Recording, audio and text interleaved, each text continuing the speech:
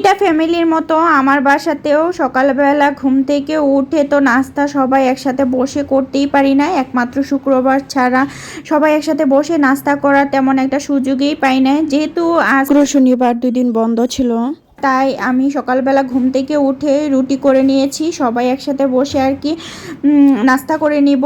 আর এই সুযোগটা কিন্তু আমার অপেক্ষায় থাকি, এই সুযোগটা কবে আসবে আর কি। মানে প্রতিটা সপ্তাহের মাঝে মনে হয় যে শুক্র শনিবারটা আমার কাছে ভীষণ ভালো লাগে, সকালবেলা থেকে একবারে সন্ধ্যা পর্যন্ত। কারণ কি জানেন, কারণ হচ্ছে আমরা মেয়েরা কিন্তু একা কোনো কিছু খেতে পছন্দ করি না। আমাদের মনে হয় যে সবাই একসাথে মিলে যখন আমরা কোনো কিছু খাই সেটা কিন্তু অন্য রকমই লাগে। তাই আমার কাছেও মানে সেরকমটাই, যে প্রতিদিন শুক্রবারে যখন সবাই একসাথে বসে নাস্তা করি তখন কিন্তু আমার কাছে খুবই ভালো লাগে।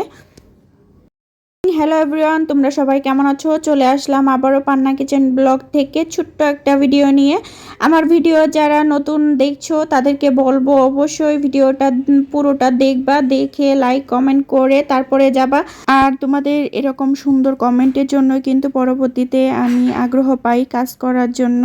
এই তো নাস্তা খাওয়ার পরে কিছুক্ষণ বসে চা খেয়ে তারপরে গল্প করা হয়। গল্প করার পরে আর বেশিরভাগ সময় শুক্রবারে কিন্তু মাংসটাই রান্না করা হয়। আজকে ভাবতেছি যে অন্য কিছু রান্না করব, তাই একটু বসেছিলাম, সব কিছু রেডি করে চলে আসলাম আসবো আর কি রান্না বান্না করতে। আমি এখানে সিমের বিচি রান্না করব আর কি।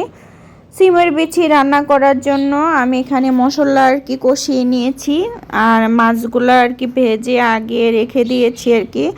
আর সিমের বিচিটা আমার বাসায় সবাই এতই পছন্দ করে, প্রতিদিন হলে ওরা প্রতিদিনই সিমের বিচি খেতে পারবে। মানে এই সময়ে ওদের প্রিয় সবজি হিসেবে সিমের বিচিটাই আর কি ধরা হয়। আমার কাছে তেমন একটা ভালো লাগে না, মোটামুটি, এতটা একবারে প্রিয় না, তারপরেও খারাপ লাগে না। আর এই তো সিমের বিচি কিন্তু আমি সিদ্ধ করে রান্না করি না, অনেকেই দেখি যে সিমের বিচিটা সিদ্ধ করে রান্না করে। আমি এভাবে হালকা করে ঢাকনা দিয়ে রেখে দেই, তারপরে আস্তে আস্তে সিদ্ধ হয়ে যায় আর কি। আমি আজকে চিংড়ি মাছ দিয়ে সিমের বিচিটা রান্না করব। আর চিংড়ি মাছ তো এমনি টেস্ট, আর সিমের বিচি দিয়ে রান্না করলে সেটা কিন্তু আরও বেশি টেস্ট হয়েছিল। তারপরে আমি এখানে পরিমাণ মতো মানে পানি দিয়ে দিলাম, দিয়ে এখন আমি ডিম করে আর কি বসিয়ে রাখবো। বসিয়ে রেখে আমি নামানোর আগে দিয়ে একটু ধনিয়া পাতা দিয়ে দেবো। আমি কিন্তু সিমের বিচি তরকারির মাঝে ধনিয়া পাতা না দিলে একদমই ভালো লাগে না, আমার কাছে জানি কেমন কেমন লাগে, গন্ধ লাগে। আর এদিকে আমি করে নিয়েছিলাম হচ্ছে মটরের ডাল, আর মটরের ডালটা লাউ দিয়ে রান্না করলে এত ভালো লাগে। আজকের মতো ভিডিওটা এই পর্যন্ত, সবাই ভালো থাকবেন, টাটা বাই বাই।